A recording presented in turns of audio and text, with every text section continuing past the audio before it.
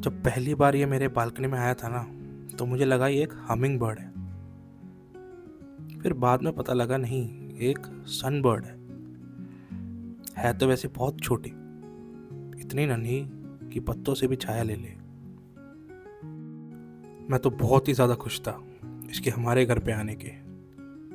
हाँ, वैसे तो घर पे नया मेंबर ही आ गया है। ऐसे ये हमारे बालकनी में 2-3 दिन से ऐसे घूम रही थी, तो मेरे को लगा कि पानी रखना सही होगा, शायद धूप से बचने आ रही हो। फिर अगले दिन मुझे पता लगा इसके साथ कोई और भी है तो दोनों वैसे प्यारे।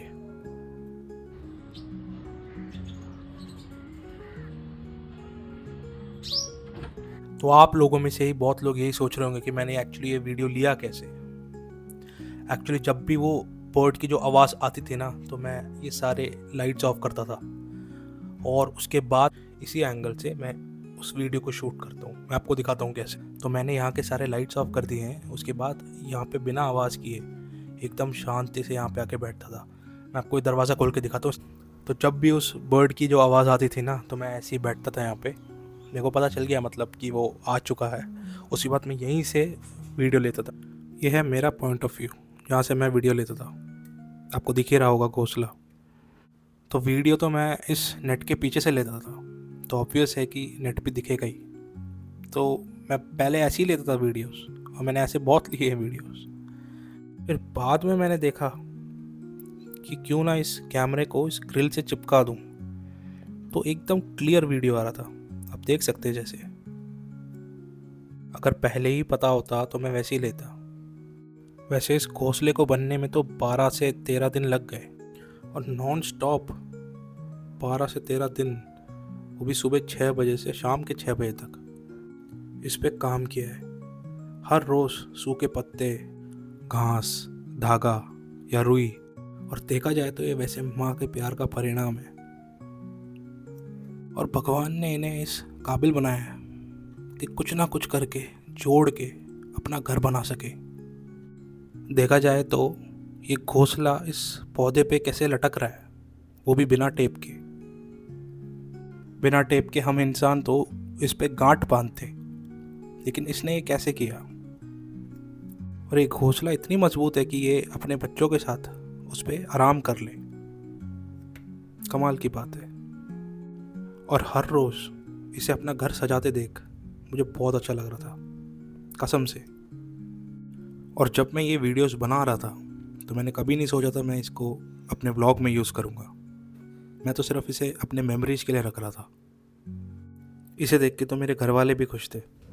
तो हमने डिसाइड किया कि हम इस गेट को, जहाँ से मैं ले रहा हूँ वीडियो, उसको कभी नहीं खोलेंगे, ताकि उसे कोई दिक्कत ना हो।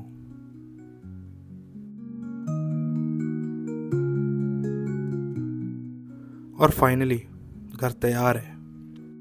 फिर कुछ ही दिनों में इसने अपना एग दे दिया होता है, और इंक्यूबेशन प्रोसेस स्टार्ट हो जाता है।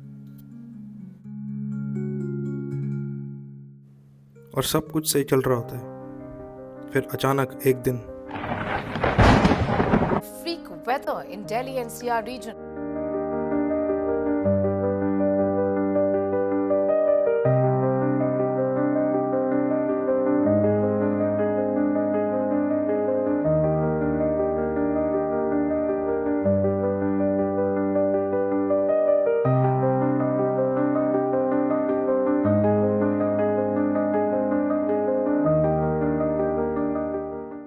और यहाँ पे आपको जितने भी कलरफुल ये फ्लावर पॉट्स दिख रहे हैं, वो सारे टूटे थे, जस्ट लाइक दैट। अचानक से क्या हुआ कुछ समझ ही नहीं आया। ये जो घोंसला जब बारिश में भीगा, तो उसकी हालत ऐसी हो गई थी। ये घोंसला तो भीग गया था और गिरा भी था, लेकिन उसके अंदर के अंडे को क्या हुआ इसके बारे में पता नहीं लगा। उसके बाद मैंने सोचा कि क्यों ना इसके अंदर झांका जाए, और फाइनली मुझे उसमें अंडा दिखा। और एक्चुअली में उसके अंदर 2 अंडे थे। एक अंडा टूट के चिपक गया दूसरे से, लेकिन दूसरा मुझे फिर भी सही सलामत लग रहा था। और फिर घर वालों ने भी मुझे समझाया कि इसे रख के कोई फ़ायदा नहीं है, ये नहीं पैदा होने वाला। और क्यों ना बोलते, एक्चुअली इसकी माँ भी इसको छोड़ के ही चली गई। और ये बातें मैं समझ रहा था, मेरा मन भी यही कह रहा था कि 99% ये नहीं होने वाला, लेकिन वो जो 1% है ना, उसके लिए भी मैं इसे ट्राई करना चाहता था, क्योंकि मेरे को ठीक लग रहा था ये। और फिर मैंने सोचा क्यों ना इसे आर्टिफिशियल इंक्यूबेशन के थ्रू रिवाइव किया जाए। और फिर मैंने इस पर थोड़ा रिसर्च किया, तो ऐसा एक DIY प्रोडक्ट दिखा। थोड़ा कॉम्प्लिकेटेड सा सर्किट था, बट स्पेस भी ज़्यादा ले रहा था, और एक अच्छा इंक्यूबेटर 16,000 का कॉस्ट कर रहा था। और इंक्यूबेटर का पर्पस यही है कि वो टेम्परेचर मेंटेन कर सके। अब मेरे केस में मुझे 37 to 39 तक चाहिए था। तो पहले मैंने ये हैंड वार्मर परचेज़ किया। मुझे लगा कि ये टेम्परेचर मेंटेन कर सकता है। और जो वो सर्किट था वो तो मेरे लिए थोड़ा ज़्यादा कॉम्प्लिकेटेड था। और मैंने टेम्परेचर चेक करने के लिए एक इंस्ट्रूमेंट परचेज़ किया।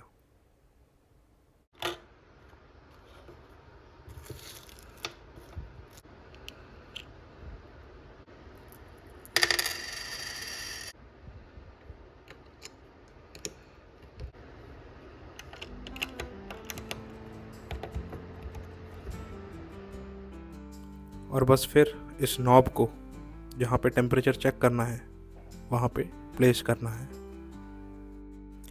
लेकिन टेम्परेचर कुछ हद तक ठीक ही आ रहा था। तो मैंने एग के अंदर का टेम्परेचर चेक करने के लिए इस नॉब को चिपका दिया, और फिर जेंटली उसको मैंने एग के ऊपर रख दिया। तो जिस तेज़ी से जो टेम्परेचर बढ़ रहा था, उसी तेज़ी से टेम्परेचर गिर भी रहा था। यहाँ पे स्टेबल नहीं था टेम्परेचर, और ऐसे तो काम बन भी नहीं रहा था, और 24 घंटे में इस पर नज़र भी नहीं रख सकता। तो मैंने सोचा क्यों ना इसे बॉक्स के अंदर रखा जाए। और फिर मैंने कुछ पॉइंट्स नोट डाउन किए। पहले तो AC नहीं चलेगा, टेम्परेचर पे फ़र्क पड़ रहा था। फिर मैंने एक बॉक्स लिया। इस बॉक्स के अंदर मैंने बहुत ध्यान से उस एग को रखा। उसके बाद टेम्परेचर के लिए मैंने उस हैंड वार्मर को इसके अंदर डाला, और फिर मैंने इस हैंड वार्मर का जो सॉकेट है उसको इंटेंशनली ऊपर की साइड रखा। और इसमें एक सरप्राइजिंग फीचर था, ऑटो कट ऑफ, यानी मैक्सिमम टेम्परेचर पे तो ऑफ होगा और मिनिमम टेम्परेचर यानी कि 35 के आसपास वापस ऑन होगा। और उस एग को थोड़ा सा ह्यूमिडिटी भी चाहिए, तो थोड़ा पानी रखना ज़रूरी है। और धीरे से पानी लाके यहाँ पे रख देता हूँ, और सब परफेक्ट था। बस इसका टेम्परेचर और मेंटेन होता तो सही था। अब उसी का ही इंतज़ार था। तो मैंने सॉकेट यहाँ पे प्लग इन कर दिया है।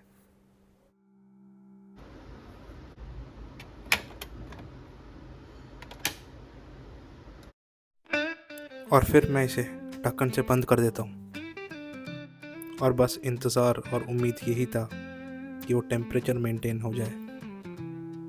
और यहाँ से टेप हटाने का यही पॉइंट था कि ह्यूमिडिटी के वजह से उसके अंदर बैक्टीरिया जमा ना हो।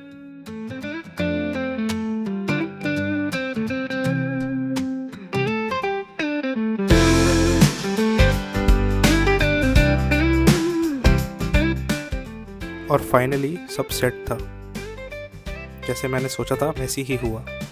टेम्परेचर ज़्यादा ऊपर नीचे नहीं हुआ, और अच्छी बात ये थी कि 36 से नीचे ये जाता ही नहीं था। तो जब मैं यहाँ पढ़ाई करता था तो गर्मी तो लगती थी क्योंकि हीट रेडिएट हो रहा है, लेकिन कोई बात नहीं, मेरी नज़र टेम्परेचर पे रहती थी। मैं आपको मेरा पॉइंट ऑफ व्यू दिखाता हूँ। और इस ऑटो कट ऑफ फीचर की वजह से मैं आराम से सो भी सकता था, और अब बस इंतज़ार करना था।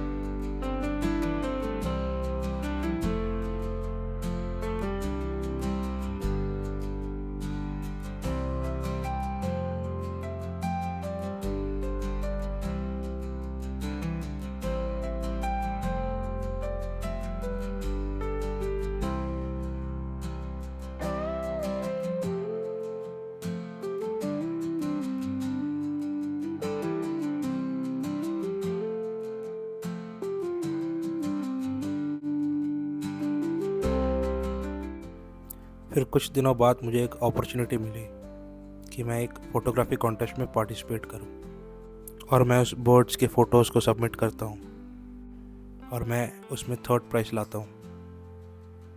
आप मेरा वेट तो देख सकते होगे, कितना अनफिट। बहुत नर्वस था मैं। उन बर्ड्स के मेरे लाइफ में आना कुछ तो मीनिंग था, and it was a beautiful love story.